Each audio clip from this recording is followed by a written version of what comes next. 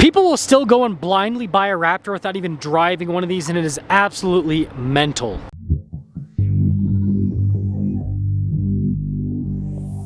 We're going to take a deeper dive into the RHO, and I'm going to explain why you got to at least give this truck a chance. The Doug Smith here in American Forks providing us with this truck. If you have any questions, need any help, just ask for Brad. Let's get right into it. This has a lot more horsepower compared to the Raptor EcoBoost that it competes against. This twin-turbo 3-liter inline 6 goes through an 8-speed. It produces 540 horsepower, 521 pound-feet of torque. Ford's had more than enough time to actually answer this powertrain, and yeah, you got the Ford Performance tune, but like, they need to just up the EcoBoost. If you're looking for more straight-to-the-point reviews like this, make sure you subscribe. Now, the next thing about the RHO that's really cool is just the overall style. So this is over the top, but these vents plus the center hood scoop and the markers being there in the center look really good. And then the lights actually have some animation to it. Now, it is a gimmick, but it does make this feel more special compared to a Raptor when you lock and unlock the truck.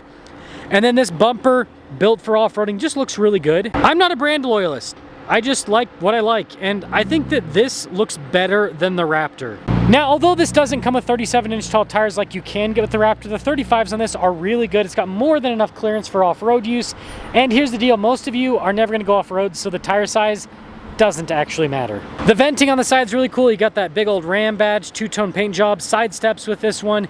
And then one of my favorite parts, and that is the shock system. The Bilstein Blackhawk shocks. It's an active system, so it's not quite as smooth as what you have with the live valve Fox shocks in the Raptor, but it's smooth enough and it handles big compression really well. And when it comes to that compression, this has about the same amount of travel as the Raptor. If you get a 35 package Raptor, you do have a little bit more travel, but again, you're splitting hairs. Now, I mentioned this in my Raptor comparison, but yeah, the RHO still has a special key fob, whereas the Raptor, you just have the Ford logo on the back now. And then, yeah, you've got all the other functions, including tailgate drop down. And again, this is actually a base model RHO, by the way. It has LED lights, we've got bed liner. It's really impressive the amount of equipment that this has, even though it's a baseline. I don't think this is power up. Yeah, no, it's just power. It's just like a little pop function down, but it's not power up. Now I want to show you the differential in the RHO. It is seriously impressive. It's actually from an HD truck, and that's one of the things that's really cool about the RHO is it is way more overbuilt compared to the Raptor with the underpinnings. And then you probably noticed full-size spare. To really hit home with how overbuilt this is, look at the size of the upper control arm of the RHO. And even look at the tie rod and everything. Again, it's just like, look at that front suspension. It's beefy as can be. And so Raptor fans will talk crap on this thing all day long, but it's actually pretty darn heavy duty. And then you can't argue when it comes to the interior of the RHO. I mean, look at these seats. This is a base model, and these seats are nicer than any seats you get in the Raptor when it comes to the look and everything. And then look at this door panel. So much nicer. Like, Ford really does cheap out on the Raptor. And you can see you got USB ports. We got an outlet as well. You even get storage there. And if we take a look up front, again, remember, this is the base model RHO. This is not loaded up. Automatic for the windows. The payload on these is pretty darn good, 1415. So again, it matches the Raptor when it comes to in towing. It's like 8,000. It's very similar with the capacities. Look at the seat. Very premium looking and feeling. Getting in's easy with those side steps, by the way. And then even the steering wheel. Like, it's just nice trim. If you haven't been in, like, so many Ford people have never been in a Ram, so they just don't understand what high quality is. Paddles there in the back, full digital, which, you know, a little bit gimmicky, right? But gets the job done. Just a backup camera. Again, this is a base model, but, you know, I do prefer Ford screen, I will say that. The heated seats and heated steering wheel in this. And this is full-time four-wheel drive. I think that's a pretty cool part of the RHO. I know some people want to have two-wheel drive, but the reality is, like, it saves you a little bit of fuel economy, but not all that much. Oh, and launch control. Not even the Raptor R has that. We've got 6 auxiliary switches, which is great. Phone charging pad. I love the shifter. Does kind of mess up the center console setup, but look at the center console. Like, this is a solid piece. It looks great. Got the cool plaque. It's just, yeah, Ford doesn't do this stuff, it seems like. And then, again, regular rear view mirror, but you can get a camera rear view mirror. You can even get that in the Fords. Power sliding glass. You can get these with a sunroof. This one doesn't have it. And then look at this. Base MSRP, $73,700. And then this one just has the running boards added to it and obviously the cool red paint. $77,880. And look at the warranty. People talk about, oh, the Raptor's more reliable. Shut up, Buttercup. You have a 10-year, 100,000-mile powertrain warranty on this. So don't gotta worry. Let's take this for a quick spin and sum things up. Let's see how much of an Austin Powers I have to pull to get actually. Yeah, we'll do it. To get this truck out. So I am I'm making a bunch of short series right now because I got nothing better to do. I'm in between model years. I'm waiting for 2027s to arrive at dealers because I've pretty much done all the content with 2026s. There's a few vehicles I only ever filmed a Mercedes Sprinter, for example. I'll probably get to it eventually. But for the most part, I have finished everything that I wanted to do for 2026. And so now I'm making these random one-off videos just for fun so that, I don't know, I don't get too bored. Yeah, I did literally pull an Austin Powers, but I guess we'll see how much it is. That was crazy. I barely put my foot on the throttle there, and the truck just jumped. Shows you how responsive this engine is compared to that EcoBoost. Almost just ruined my whole day right there. Good thing I got fast reflexes. That was crazy. I haven't had that happen in like ever before. That was weird. Like I just barely, and the truck just went whoop. Weird. It's like I want to go. So here's the deal. Just like I talked about with the Nissan Armada, where it's a really good product. Not enough people are looking at it. That's the same thing with the RHO. A lot of people just don't even know this exists. I think that a lot of people, they just go, oh, I want a cool wide body truck, and oh, I guess Ram discontinued the TRX, so I got to get a Raptor now. And it's like, no.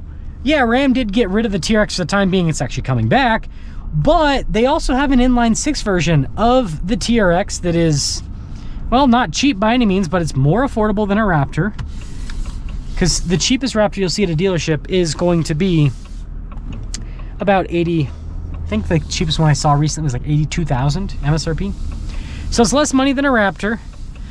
It's got 90 more horsepower. Now that is significant. That's a lot of power. And the important thing is where that power is coming from.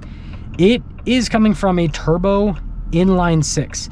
V6s are not smooth engines. They're choppy. That's just how they are. This 8-speed plus the inline 6, it is buttery smooth. And so you get this amazing smooth acceleration that the Raptor just can't compete with. And then you pair that with real world fuel economy being better than the Raptor, because I've talked to plenty of people who have bought these RHOs, and the packaging's just really solid. And then, you know, you look at the interior in this thing, it's phenomenal. And the compression on this is actually really good. It's got the same kind of Raptor floatiness. And just look at this engine. It's fast, it's smooth, and you know what? People talk about, oh, the sound. This and the Raptor EcoBoost both sound like vacuum cleaners to me, okay? That's the truth. It's the TRX and the Raptor R that sound good, and the TRX sounds way better than the Raptor R.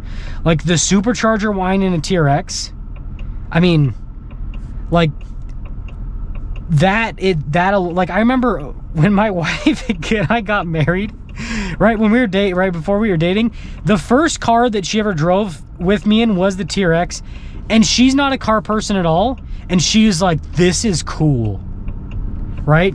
And I remember before, you know, my wife and I were dating, I went on dates with other, you know, women, and the Raptor, right? I never got a single compliment in my, and I had a Gen 3, you know, this is before the Gen 3, I had a Gen 2 Raptor, okay? EcoBoost. 0 compliments on it. Like I would go on dates and they'd be like, oh, you got a Raptor, pretty cool. I get the TRX and then I get a wife.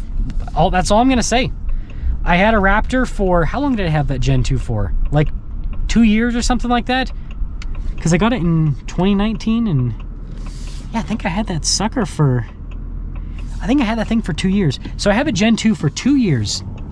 Can't get a girlfriend, can't get a, well, I had a girlfriend, but can't get a wife. Get a TRX, and then literally by the end of the year, have a wife. Just leave that there. So, in conclusion, these people are not going to let me in. I got no chance here. Here's what I'm saying, just like with the Armada. I'm not saying that all of you have to buy the RHO. Just like I said, not all of you have to buy the Armada. But what you do have to do is you have to go into a Dodge dealership and sit in the gosh dang truck. The amount of brain dead Ford cultists that'll just buy any Ford truck without driving the competition is ridiculous. I see it every single day. I'll go into the Ford dealership and be like, I'm looking at the Tremor, I'm looking at the Raptor. And I'm like, have you driven the Ram? Have you driven the Tundra? Have you driven the Chevy? No, I'm a Ford guy. Okay, good luck with you, right?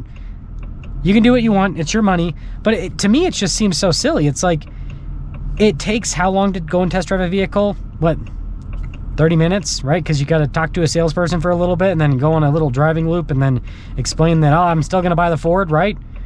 It doesn't take that long. And so it's like, just do it, right? It's kind of like just make sure that it's the thing that you want to do. See if any of these people let me in. Yeah. Yes. Thank you. Anyways. Yeah, just go. It's just double check, right? Worst case scenario, you waste your time and you still buy the Ford. Best case scenario, you realize that, oh, actually, I could have gotten a much nicer truck with the Ram. And actually, I'm going to get a much nicer truck with the Ram. And you go and buy the Ram, and then you live happily ever after. Today's giveaway is a classic Corvette Stingray and a brand new Corvette Stingray.